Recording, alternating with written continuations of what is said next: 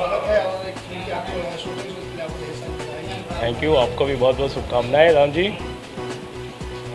बात करें कलयुग जी ब्रह्मचारी की, कलयुग में ब्रह्मचारी होना एक बड़ी बात है, शायद ही कोई ब्रह्मचारी बन पाए।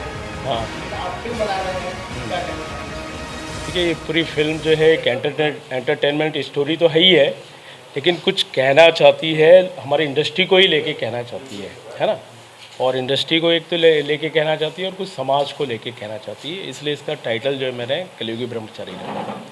हाँ, तो यहाँ पे जैसे हम लोग गंगा घाट में घाटते हैं, ये संगम का किनारा है, इस पे शूट करने की खास वजह क्या है इस लोकेशन पे? अब देखिए यूपी में जो शूट किया जा रहा है तो कुछ गवर्नमेंट का हम सब्सिडी के लिए अप्लाई किए थे, तो नेचुरल एयर कुछ जो यहाँ की पर्यटन ये सब जो चीज़ें हैं उसको बढ़ावा दिया जाए, यहाँ की चीज़ों को पूरे देश दुनिया में उजागर किया जाए कि कैसे लोकेशंस हैं, क्या है ना। तो जो लोकेशन सुंदर दिखेंगे तो नेचुरल है यहाँ की गवर्नमेंट को फ़ायदा होगा उसका, है ना। तो कोशिश करेंगे जितने एरियाज़ हैं उसको एक्सप्लॉइट किया जाए। मतलब कह रहे हैं कि जो यूपी सरकार के जो पर्यटन को बढ़ावा देने का वो काम करती है, वो फिल्मों के माध्यम से वो सरकार को एक प्रकार से आप सपोर्ट कर रहे हैं। बिल्कुल, फिल्मों निकाल के। और पूरे देश दुनिया के लिए भी एक होता है कि आज पूरे देश दुनिया में लोग देखते ही हैं, तो कुछ लोकेशंस लोगों को अट्रैक्ट करता ही है कई लोगों को।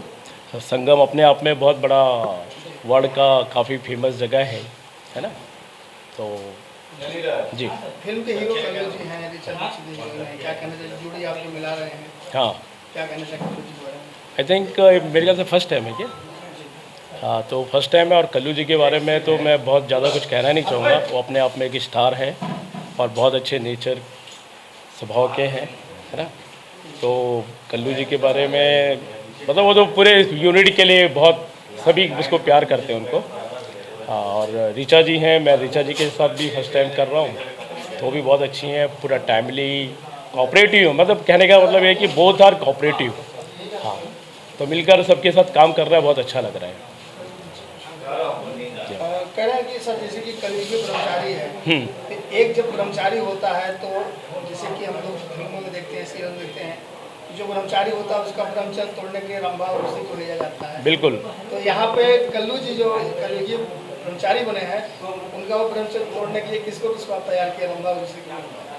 इसमें एक चीज़ एक कहना चाहूँगा, इसमें ऑलरेडी वो ब्रह्मचर्य का पालन करते हुए भी उनको घर की लोगों की जो हमारे सिस्टम में है, समाज में है कि माँ बाप परिवार को देखते हुए वो बेचारा शादी कर लेता है, लेकिन फिर भी वो ब्रह्मचर्य का पालन कर रहे हैं। अब इस ब्रह्मचर्य को तोड़ने के लिए जब शादी हो गई है तो जो उनकी पत्नी है वही एक रंभा और मेनका है, तो समय आते तो इस कहानी में लेकिन ये होता है कि बहुत सारे सिचुएशंस ऐसे आ रहे हैं कि जिसमें वो मिल नहीं पा रहे हैं। पहले तो शुरू में ब्रह्मचर्य के पॉइंट को लेके है, बाद में जब वो मिलना चाहते हैं तो कुछ अलग एक कहानी, एक ट्विस्ट आ जा रही है कहानी में, जिसमें उसकी वजह से नहीं मिल पाते हैं, और बाद में जब उसका पोल खुलता है, वो पॉइंट का एक्सपोज होता है, तब वो एंड में मुलाकात होती है।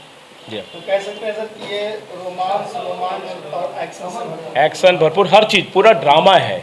मतलब आपको चाहे हॉरर ले लो, चाहे वो एक्शन ले लो, चाहे कॉमेडी ले लो, चाहे परिवार की पूरी चीज़ें हैं, पूरी मसाला है, जॉइंट फैमिली, एक संयुक्त परिवार जिसको बोलना चाहिए, वो पूरा उस चीज़ को लेके पिक्चर बन रही है। जी, एज ए डायरेक्टर बात करें तो कितनी फिल्में लेके आ रहे हैं और कितनी फिल्में आप दे चुके हैं?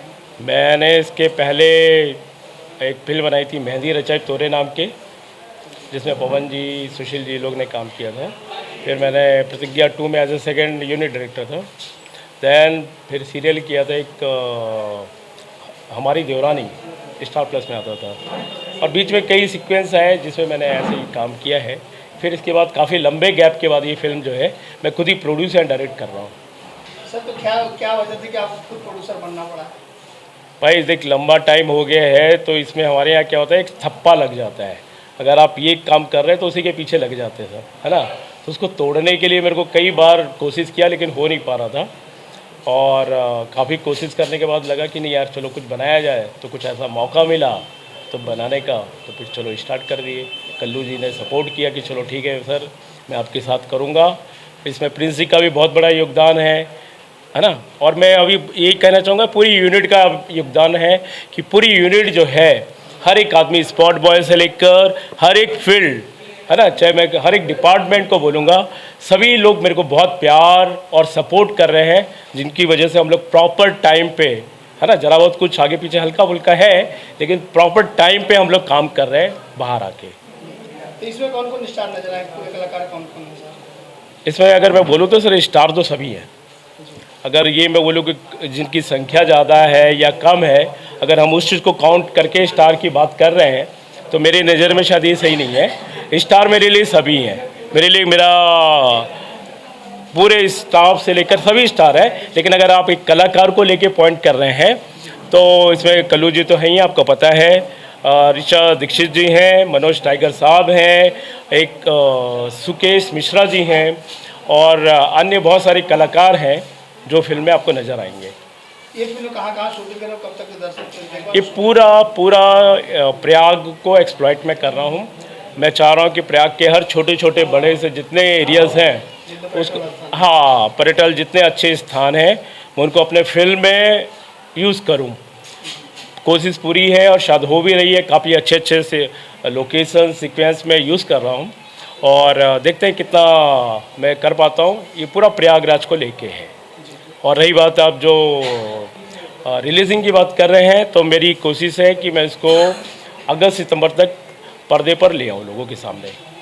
दर्शकों से क्या कहना चाहेंगे इस फिल्म को लेकर? दर्शकों से मैं यही कहना चाहूँगा कि ये पूरा फैमिली ड्रामा है। जिस बंदे को आज फिल्मों में काम करने का मन करता है, हमारे इंडस्ट्री में खासकर ऐसा रहता है कि हम सिंगर बन के स्टार बने, तो उनको ज़रूर देखना चाहिए। और पूरा ड्रामा है, पूरा परिवार को बांधे रखेगा, हर एक इंसान को बांधे रखेगा और हर एक मतलब हर एक वर्ग को देखने लायक पूरा मसाला है इसमें। जी, thank you Ram ji, and आप सभी लोगों को धन्यवाद। Okay, thank